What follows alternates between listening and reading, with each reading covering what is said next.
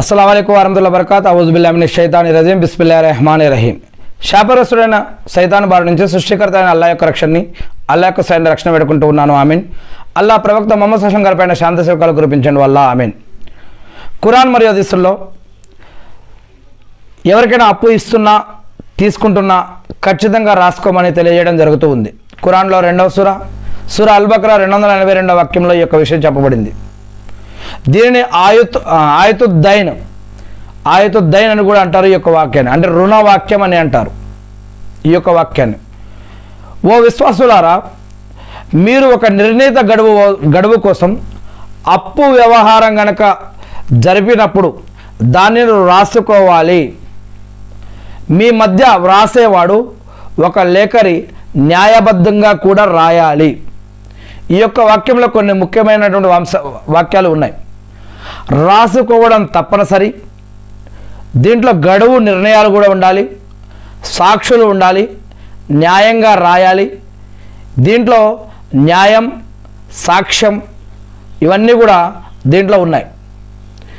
ఇక్కడ దేవుడు ఏం చెప్తున్నాడంటే రాసుకోవడం తప్పనిసరి. అప్పు వ్యవహారం జరిగినప్పుడు అది చిన్న మొత్తమైనా లేదా పెద్ద మొత్తమైనా సరే మీరు విసుగు చెందకుండా ఖచ్చితంగా రాసుకోవాలని ఖురాన్ చెప్తూ ఉంది. గడువు నిర్ణయించడం జరిగింది. అప్పు ఎప్పుడు తిరిగి ఇస్తారో ఆ సమయాన్ని కూడా రాసుకోవడం మంచిది. అదేవిధంగా సాక్షుల గురించి కూడా అప్పు రాసుకునేటప్పుడు 2 సాక్షులు ఉండాలని కూడా చెప్తూ ఉంది ఈ యొక్క వాక్యం. మరియు న్యాయంగా రాయాలి. రాసే వ్యక్తి ఎవరి పక్షం కూడా వహించకూడదు. ఒకరి వైపున ఉండి రాయకూడదు. ఇద్దరికి న్యాయం చేస్తూ రాయాలి. జరిగిన ఒప్పందాన్ని ఉన్నది ఉన్నట్లుగానే రాయాలి. దాంట్లో ఎటువంటి లొసుగులు ఉండకూడదు. ఖురాన్ ఏం చెప్తుందంటే న్యాయం, జస్టిస్ అనేది పటిష్టంగా ఉండాలి అంటే, న్యాయం స్థిరంగా ఉండాలి అంటే మీరు ఇలా చేయండి అని చెప్పడం జరుగుతుంది. మరియు సాక్ష్యం ఎవిడెన్స్ని నిలబెడుతుంది. మరియు భవిష్యత్తులో ఎటువంటి అనుమానాలు, కొట్లాటలు, గొడవలకి దారి లేకుండా ఈ యొక్క సాక్ష్యం భవిష్యత్తులో పనికొస్తుంది అని. మరియు తప్పకుండా మరి 2వ సూరా 282వ వాక్యం మనం ఎవరైనా సరే మీరు కూడా చదవండి.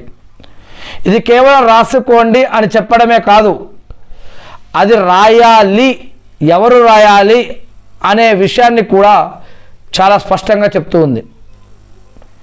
రాసే వ్యక్తి యొక్క బాధ్యత ఏమిటి? మీ మధ్య ఒప్పందాన్ని రాసే వ్యక్తి న్యాయంగా, జస్టిస్గా రాయాలి. రాసే వ్యక్తి దేవుడికి